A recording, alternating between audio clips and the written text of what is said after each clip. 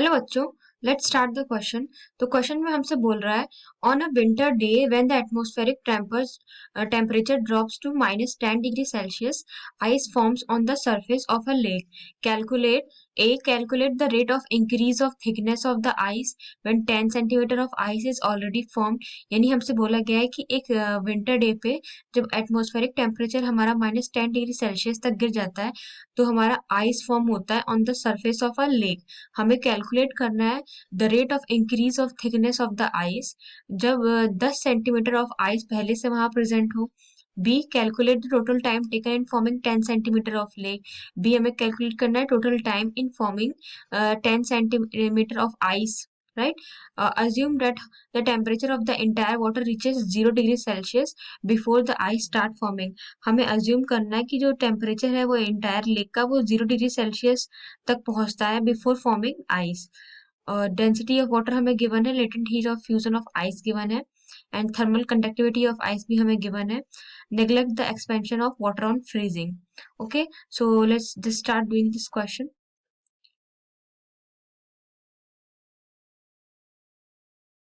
जैसे ये हमारी आइस है,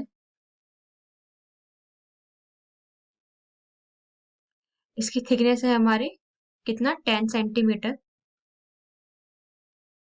हमारा एटमॉस्फेरिक टेम्परेचर है -10 डिग्री सेल्सियस, और वो कहाँ तक 0 डिग्री सेल्सियस तक।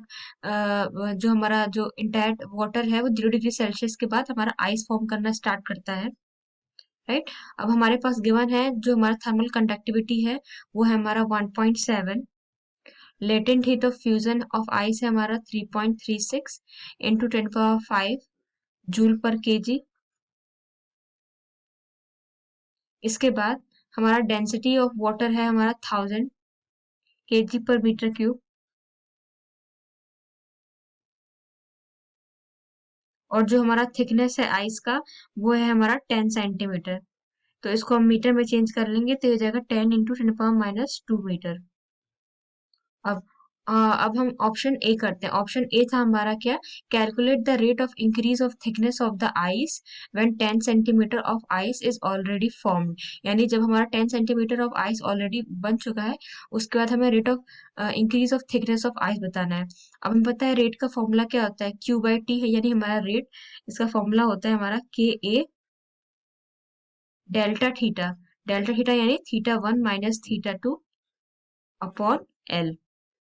एल यानी लेंथ। तो ये हो गया हमारा L/T is equals to KA θ1 - θ2 by Q। अब Q क्या होता है हमारा, Q होता है हमारा ml।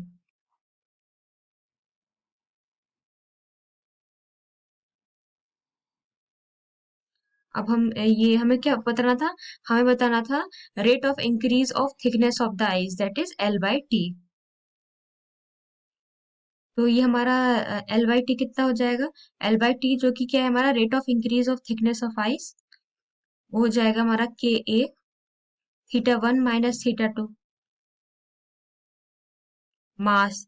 अब हम मास की जगह क्या लिख सकते हैं, हम मास की जगह लिख सकते हैं, ये यहाँ लिख लेते हैं, density is equals to mass per unit volume. तो मास हो गया हमारा रो इंटू वी, और ये वॉल्यूम की जगह क्या लिख सकते हैं, वॉल्यूम वॉल्यूम की जगह लिख सकते हैं एरिया इंटू लेंथ। तो यहाँ पे हमारा आ गया KA θ1 - θ2 बाय रो ए इंटू एल। एल यानी लेंथ। तो के की वैल्यू थी हमारी 1.7, यहाँ ए से ए कैंसिल हो जाएगा। थीटा वन हमारा कितना था, थीटा वन था हमारा 0 डिग्री सेल्सियस, माइनस θ2 था हमारा -10 डिग्री सेल्सियस, यानी सराउंडिंग टेम्परेचर। हमारा जो आइस है वो नीचे से अंदर से बाहर की तरफ बन रहा है, तो θ1 हमारा होगा जो उसका जिस टेम्परेचर पे वो आइस बनना स्टार्ट हो रहा होगा, जैसे दैट इज 0 डिग्री सेल्सियस। और θ2 होगा जो हमारा आउटर एटमोस्फेयर है उसका temperature, that is -10 degree Celsius. Upon density है हमारा 1000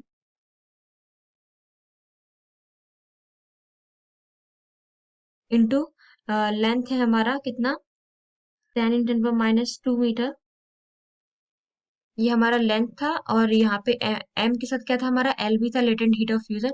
यहाँ हमारा एल भी था।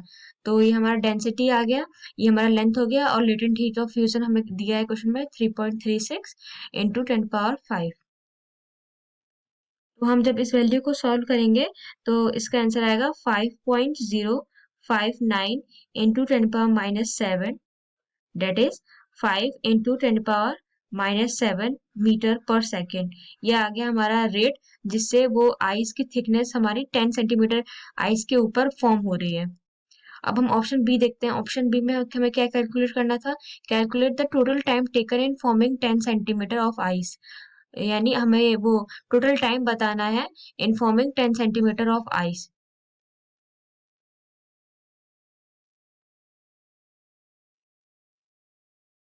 So let us assume that x length of ice has become formed for a small strip of ice of length dx.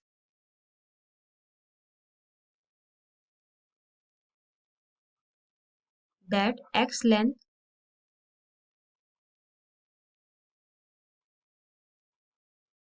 of ice has become formed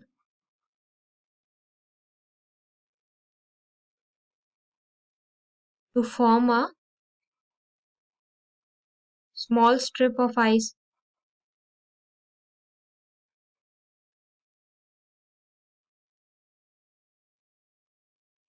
of length dx.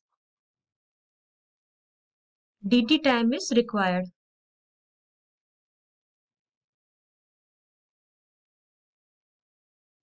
तो जो हमारा dq/dt होगा वो कितना हो जाएगा, वो होगा हमारा ka delta theta by x। तो q की जगह हम लिख सकते हैं ml/dt is equals to ka delta theta by x। अब जो हमारा ये मास है, इसकी जगह हम क्या लिख सकते हैं, इससे हम डेंसिटी इनटू वॉल्यूम लिख सकते हैं। वही जैसे डेंसिटी वॉल्यूम जगह एरिया इनटू लेंथ,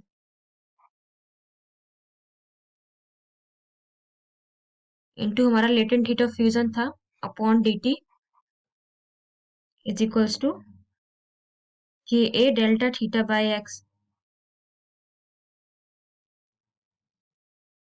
तो जो हमारा x है, dt है, वो कितना आ जाएगा, dt हमारा आ जाएगा x dx डेल्टा थीटा।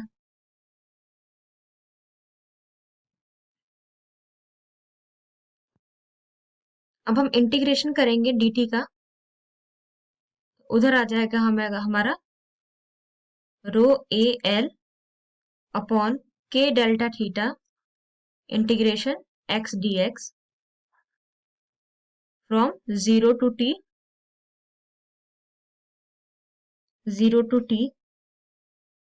ये होगा हमारा 0 टू x dx है 0 टू l।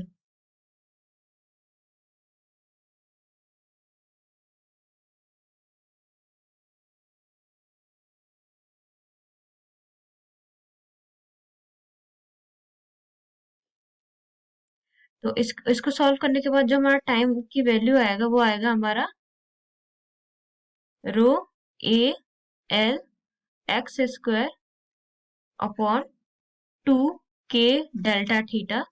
इसमें हम वैल्यू पुट करेंगे तो जो हमारा टाइम की वैल्यू आएगी वो आएगा हमारा कितना, 27.5 आवर्स। तो ये हमारा फाइनल आंसर हो जाएगा कितना, ऑप्शन बी का करेक्ट आंसर हो गया हमारा 27.5 आवर्स, और ऑप्शन ए का करेक्ट आंसर हो गया हमारा 5 into 10 power -7 metre per second. I hope the concept is clear. Thank you.